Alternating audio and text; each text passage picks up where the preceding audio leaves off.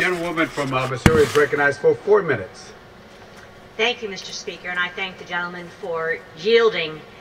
If we indeed defeat the previous question, we will allow consideration of H.R. 962, the Born Alive Abortion Survivors Protection Act.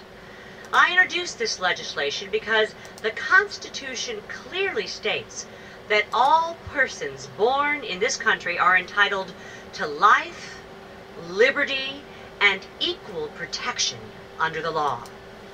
The Constitution does not put age limits on those who are entitled to life. I am horrified, Mr. Speaker, that many in the United States Senate, many Democrats flagrantly violated the United States Constitution last night and voted down the Born Alive Act, embracing, in fact, infanticide.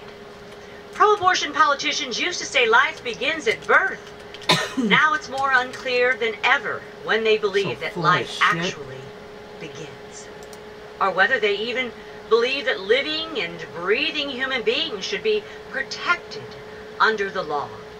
But I would like to commend 3 Democrats, in fact, Senators Bob Casey, Joe Manchin, and Doug Jones, who defended the basic rights of newborn children and voted for my legislation last evening in the United States Senate. I introduced this legislation because it is just common sense. I am shocked that there are prominent American legislators who believe in denying babies life-saving medical care when they are born. As a mother, a grandmother, a legislator, and an advocate who came to Congress to serve as a voice for the voiceless, I believe that life begins at conception, and that it is wrong to kill a child no matter how many weeks old he or she may be. But I am grieved to find that I now must defend something that I never thought we would have to fight for: life-saving care for babies born alive. In response to radical legislators who are promoting not just late-term abortions, but infanticide, it is essential that we come together to protect children. So today I am here to ask, no, Mr. Speaker, I am here to implore my colleagues to right the wrong that the Senate has committed and defeat the previous question, and at least allow the debate to support H.R. 962, the Born Alive Act, here in the People's House. Mr. Speaker, this should not be a partisan issue.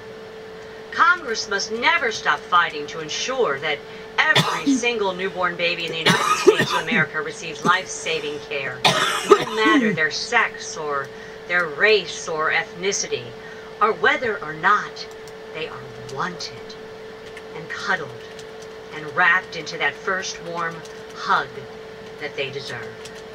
The Born Alive Act is the simplest vote any of us can take. Do you support babies receiving life-saving care after they are born? Or would you deny these innocent children that care and allow them to be left to die and discarded? This is bipartisan legislation, Mr. Speaker.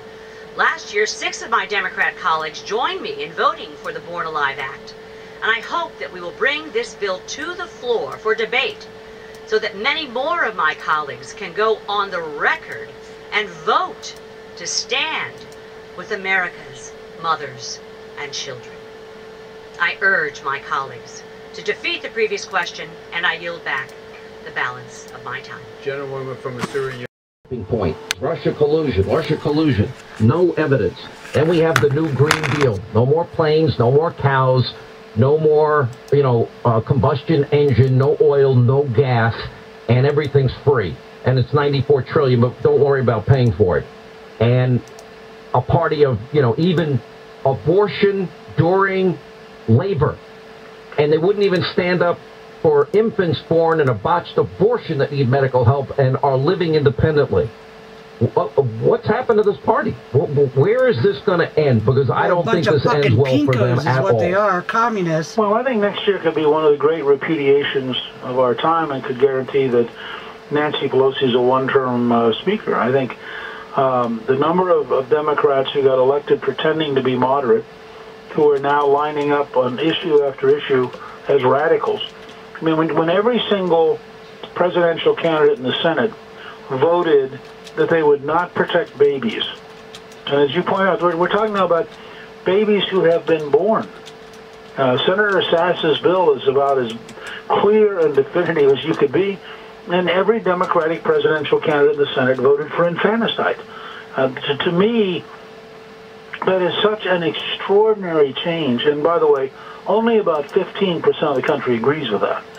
So if we end up in an issue-oriented campaign next year, when you have case after case after case like this, I think they could be crushed in a way that we'll look back and be startled at how big the gap was. I think so too, but I mean, where does this end? You know, at the end of the day, when the people of this country get to see, and I'm not trying to, Michael Cohen, why he ever put himself in this position is beyond any understanding I have, except that I think that Democrats are using him and they've manipulated him, and he now has put himself, according to Mark Meadows, in further legal jeopardy, and a criminal referral is now being made as we speak. And I'm like, he's going to jail for lying to Congress, lying on loan applications. And he does it again. Also going to jail for, what's the other thing? Cheating on his taxes. I mean, he's their number one witness. Look at the picture of who is sitting directly behind Michael Cohen. Yeah. It's Lanny Davis. Lanny Davis. And Lanny Davis is one of Hillary Clinton's closest friends. I tweeted a little while ago, the idea that one of Hillary Clinton's closest friends helped write a vicious attack on President Trump by a man who has been convicted of lying leaves me a little bit unpersuaded that I should believe in Cohen. I suspect that Lanny was one of the people who talked him into doing this because he's a very smart lawyer. I don't want to take anything away from Lanny Davis as a lawyer, but he is one of Hillary Clinton's closest friends, and here was a chance to really get the knife out and see if he couldn't do some damage to the president.